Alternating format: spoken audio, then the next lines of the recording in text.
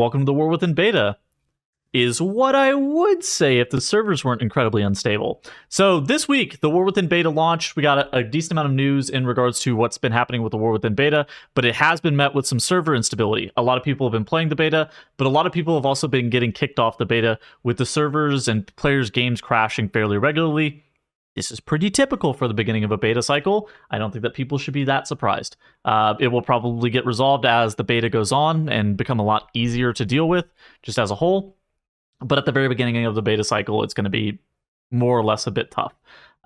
There is a decent amount of stuff that is encompassed in this beta. First and foremost, there is a max level realm. It's a title like goes to 11 or something like that. And on that max level realm, there are a couple things that you're able to do. First and foremost, there's professions, there's tier, there's trinkets, and you're able to queue for max level and leveling dungeons and be able to queue for all of the heroic dungeons. Now, the dungeons are not available for Mythic Plus. There's not going to be raid testing yet. Now, we'll cover that whenever that starts happening. There's also going to be some delves, but I don't think the delves are complete. Like, you're not going to be able to go up to level 11 on the delves yet. That kind of thing. You're also going to be able to test warbands, see all the new hero talents. All those should be implemented now. Whether or not they're going to get changed in the future, that's still TBD for some specializations, but all the hero talents are at least in and testable in their current state. So basically, the in-game realm is these go to 11. There's also some leveling realms where you're able to level through and progress through the story if that's more of your shtick with what's going on in the beta. And then there's, some talent and class changes. I'm not necessarily going to cover the class changes. Those are all the things that we actually saw from the beta getting announced. Now, in regards to like whether or not you're able to play the beta, whether you DMD in Hazukosis a plea for help and you were granted access to the alpha and now moving over to the beta, or if you bought the Epic Edition and have access to the beta, there are ways to get add-ons enabled in the beta. I'll link this folder down in the description. Basically, you need this like War Within add-ons fix add-on. Alternatively, there's like a script you can run. I'm not actually sure what the script is. I normally just use the add-on fix, and so that will allow you to get add-ons on the beta as well and get weak auras and kind of see what's going on. In other news, we saw tier sets, as I alluded to earlier. And the tier sets, I would describe, are very, very bland. So I did get a chance to catch up with some of the Wowhead guide writers on Wednesday whenever the beta was launched. And we kind of talked through a decent amount of the classes. I know I had Thune on to talk about healers. I had Kalamazi on to talk about warlocks. I had Whisper on to talk about rogue stuff. I had Word Up to talk about some of the enhancement shamans, Guilty to talk about feral. I talked about balance. We had a lot of people on talking about just their tier sets, and the sentiment that I got from pretty much most, if not all, of the writers is that a lot of these are pretty underpowered and a lot of these are not very impactful or they're very bland. Now, something that I also did learn from a lot of the writers is that very rarely do they actually impact hero talent choices. I think there might have been a couple that impact hero talent choices, like Feral Druid maybe impacts theirs a little bit, making one slightly better than the other. But in general, it's like your main spender does 5% more damage type of tier sets. And that's how it is like straight across the board. Like for this Blood Death Knight one, while you have one or more Bone Shield charges, damage you take is reduced by 2%. Losing a Bone Shield charge has a chance to reduce the damage you take by an additional 1%. You're always going to have Bone Shield. So, in addition to that, your damage is increased by 1% per active Bone Shield charge. Taking damage while below 6 Bone Shield charges has a chance to generate 1 to 2 Bone Shield charges. And that's kind of how it works for a lot of classes. For Unholy Death Knights, just their 2 set, your minions deal 8% increased damage. Their 4 set, while you summon a minion, your haste is increased by 2% up to 8% for 8 seconds. That is the level of tier sets we were talking about, like pretty much straight across the board. Some of the favorites are, there's this Warlock one for Demonology, which is a bit of a meme where your primary demon does 5% increased damage, and Shadowbolt damage is increased by 50%. Shadowbolt also has a chance to enrage your primary Felguard, increasing the damage of the next Legion Strike by 300%. Now, these are very bland tier sets. And then Blizzard released a blue post kind of talking about how these tier sets are going to be bland. They said that their core goal was, as we move through the War Within, we'll be exploring ways to increase the complexity of class set bonuses while maintaining this as an obtainable core goal. But right now, it's very important for us that these class sets do not influence hero talent selection in meaningful ways. That doesn't mean that they won't in the future, but right now they definitely are not going to be looking to do that, right? So they're not going to be hitting primary spells for classes hero talents, like, Priest isn't going to get a Halo hero talent, right? That kind of thing. Wrestler Druid is not going to get a Grove Guardian hero talent again, even though that's what they had in this most recent season. So in terms of these gameplay levels players can expect from these bonuses, we aren't looking to make these demand high levels of focus to optimize these bonuses. Generally avoid things such as heavy cooldown reduction, large resource generation, and influence talent selection, particularly in the final gate. We'd also like to note that not currently we have any plans to change acquisition of class sets in the War Within Season 1. As in 10.2 Guardians of the Dream, players will receive a Catalyst charge when the season begins, and they get a subsequent charge every other week. So we're not seeing it similar to what we saw in Season 4. Instead, we are seeing what we saw in Season 3, where you got every other week. They didn't necessarily say anything about like the AOTC /2KIO /1800 rating token. I kind of have a suspicion that that's going to come back, but they didn't say that it's going to come back, so I guess we don't know that explicitly yet. In general, they're kind of looking for some levels of feedback, but they don't want to make the tier set bonuses overpowered, so they're just trying to give general rules for like how they want their feedback just determined. Yeah. So, I mean, overall, I think that I only heard of like a couple of ones that are likely to get changed so far. I know the Enhancement Shaman one, Nordup is saying like this is the most overpowered thing ever. By and large, they're, a couple of % gain, which is kind of funny because this is actually kind of the season where it's actually the most important where your tier set's like not great. So, because whenever you're going from like a 0 set to like a full 4 set, that's going to create like this disparity between like the haves and the have-nots. Like people who get their tier set really early, if it's say a 15% damage bonus, that makes the spec not playable whenever you don't have the tier.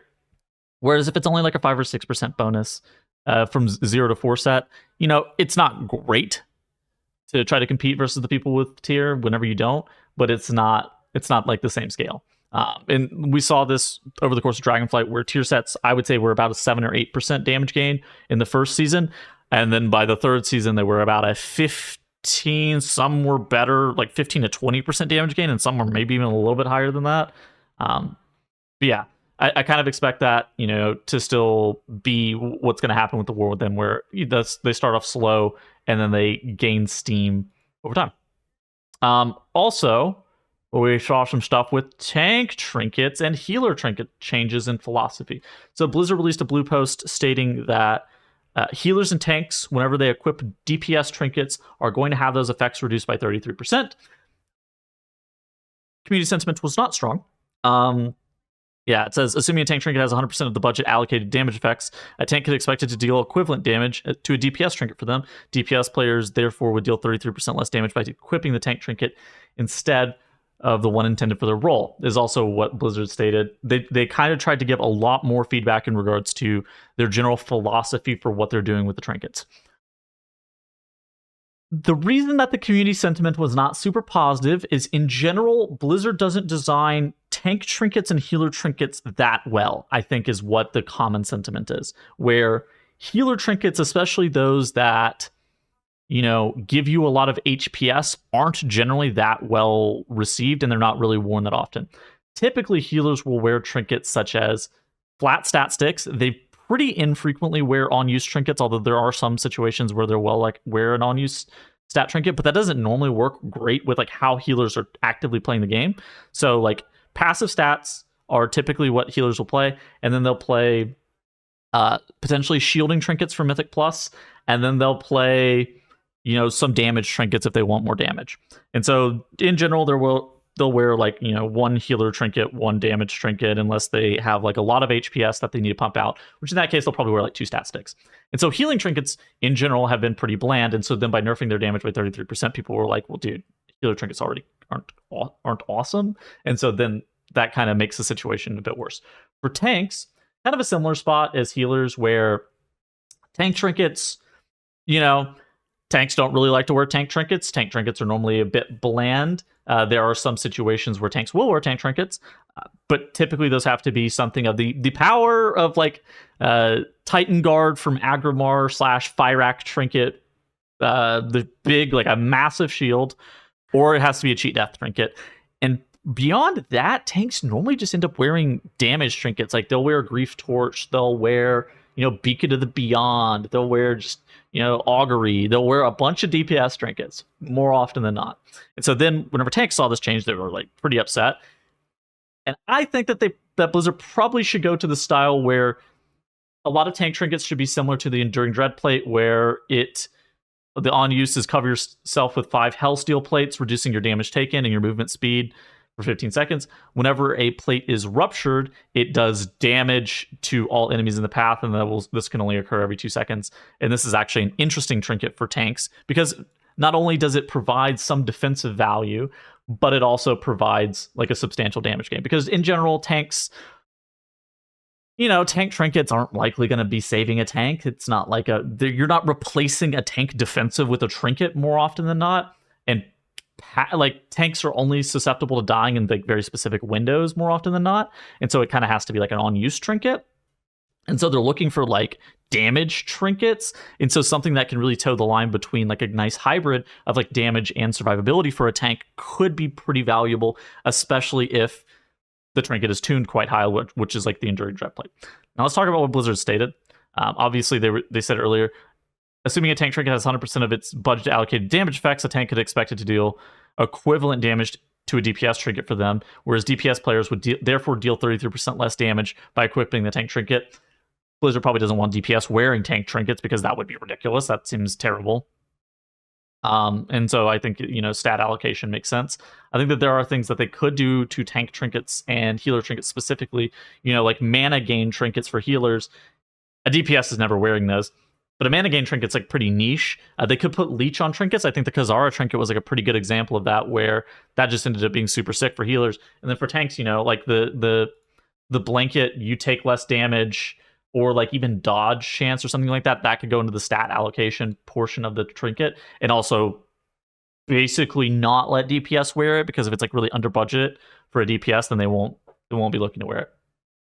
Then they were also talking about Raid Chart. They said Raid Chart has a lot going on in terms of its budgeted effects. So let's say Gift of Ursine and Branch of Tormented Ancient, for examples, since they're primary damage dealing trinkets. For the sake of this example, assume all DPS trinkets damage was also reduced by 33% for tanks and healers. A tank would find Gift deals about as much overall damage as Branch, while also offering some defensive benefit. So they want it to be less of a decision as to, do I have to put on this DPS trinket? Do I need to farm out this DPS trinket? And instead make it be like, if you actually get a tank trinket, because tank trinkets aren't very usable. And I think that this is like maybe a noble change from Blizzard. I think it kind of makes sense. They want the tank and the healer trinkets to be usable. They're currently not. And so I'm kind of interested in seeing where we go from here. Blizzard also then released a pretty large blue post, again, clarifying their philosophy on tank trinkets. And they kind of talked through some very specific War Within tank trinkets. I'm going to link this down in the description if you want to kind of take a look at this. But they were talking about like very specific War Within tank trinkets, talking about their effects. And there was some questions as to how this was going to work in the new system and what this is going to kind of look like. And so players were getting some clarification on that. But overall, that's kind of all we saw from the beta. We got some new tiers, so go and test that out on the beta if you do have access. There's also new trinkets, professions. You can go craft a bunch of gear. You can test out that kind of stuff. Hopefully we get Mythic Plus within the next couple of weeks. I'm praying for an update to the affix system. I don't think that we're going to get one, but I am praying every single day. I hope that you guys are also saying a prayer for affix changes. That would be so sick. I would be super stoked, but I will not hold my breath. In the meantime, I will see you guys next week for the news recap. Goodbye.